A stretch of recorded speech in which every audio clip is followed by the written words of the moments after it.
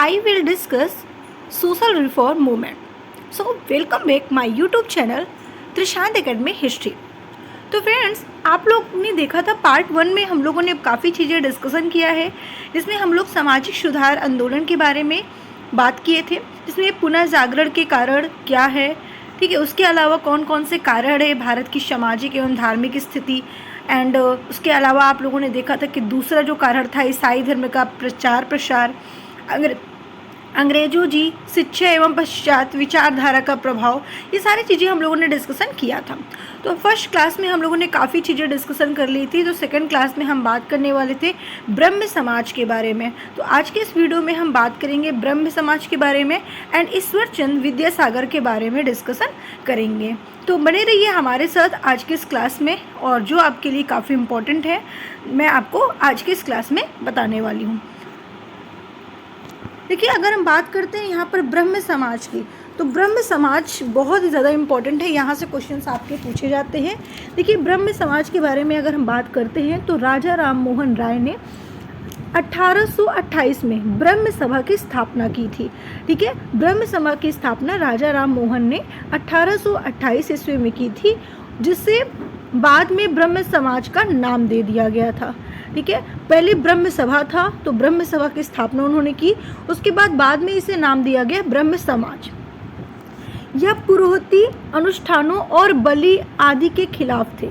ठीक है, उसके अलावा यह प्रार्थना ध्यान शास्त्रों को पढ़ने पर केंद्रित बहुत ज़्यादा किया करते थे, साथ ही साथ सभी धर्मों की एकता पर विश्वास करते थे, और इनका जो मेन टारगेट था वो धर्म को जोड़े रहना, एकता बनाए रहना।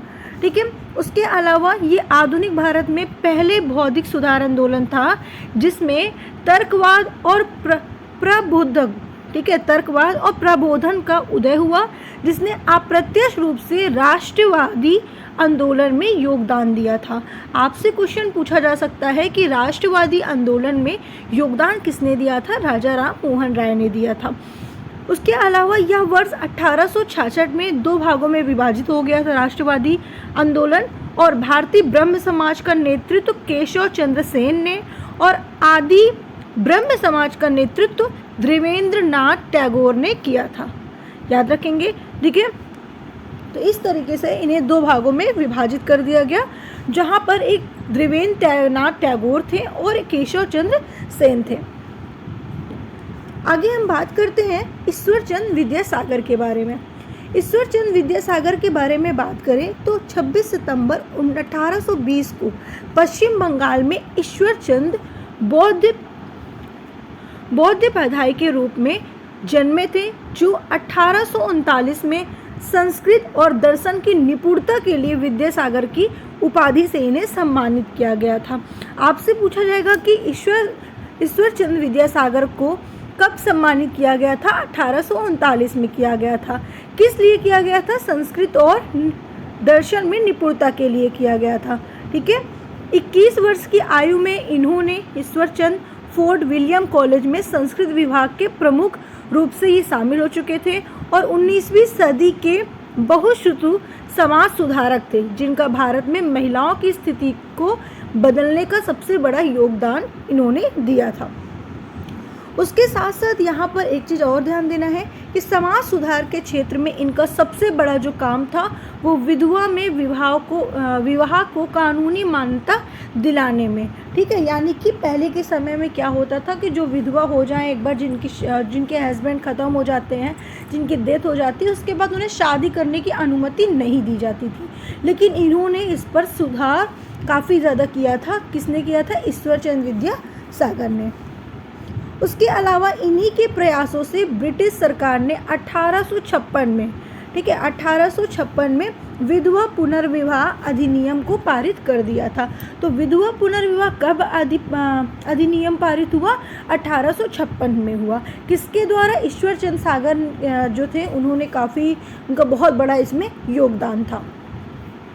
उसके बाद 1856 से लेकर 60 के मध्य इन्होंने 25 विधवाओं को पुनः विवाह भी कराया था। ठीक है, मतलब कि 1856 से लेकर 60 तक के मध्य जितने भी ऐसे केसेस थे जिनके हस्बैंड की डेथ हो गई थी, तो उन्होंने पुनः विवाह भी करवाया था। पुरुष प्रधान समाज में ईश्वर चंद्र विद्यासागर ऐसे व्यक्ति थे जो महिलाओं और लड़कियों के हक में कार्य करते थे और उनकी आवाज़ महिलाओं और लड़कियों के हक के लिए उठती हुई थी।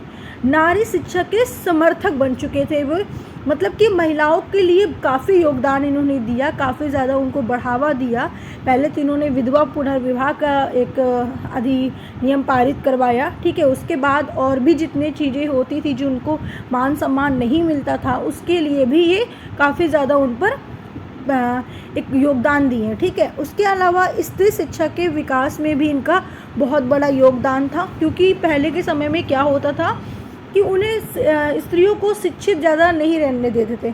मतलब वो नॉर्मली अगर पढ़ ले तो पढ़ ले, नहीं तो उनको आगे शिक्षा के लिए नहीं पढ़ाया जाता था। लेकिन इनका इसमें बहुत बड़ा योगदान था। इन्होंने बेथुन स्कूल के निरीक्षक की हैसियत से 35 बालिका को विद्यालय की स्थापना भी की है। और इनका जो निधन हुआ था 70 वर्ष की आयु में हुआ था, 29 जुलाई 1891 में। 1891 में इनकी क्या हो गई थी, मृत्यु हो गई थी।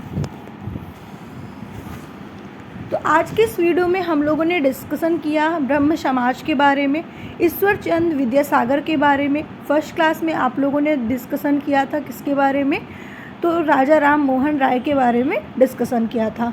आप लोगों को मैंने 3 टॉपिक कवर करा दिया है, राजा राम मोहन राय, ईश्वर चंद्र विद्यासागर और ब्रह्म समाज। पार्ट 2 में ये पूरा कंप्लीट हो चुका है। नेक्स्ट क्लास में हम आगे के बारे में बात करेंगे। आपने अभी तक हमारे चैनल को सब्सक्राइब नहीं किया तो जल्दी से चैनल को सब्सक्राइब करिए एंड वीडियो को लाइक करके शेयर करना बिल्कुल मत भूलिएगा। फिर मिलते हैं नेक्स्ट क्लास में नेक्स्ट वीडियो के साथ।